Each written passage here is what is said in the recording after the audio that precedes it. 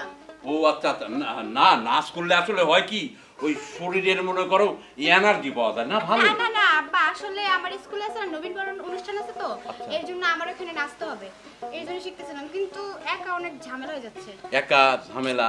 আচ্ছা আপনি আসেন না, তাহলে আপনার সাথে নাচটা উঠাই অনেক ভালো হবে। আমি আসেন আব্বা। নাচবো? আচ্ছা ঠিক আছে, নাও।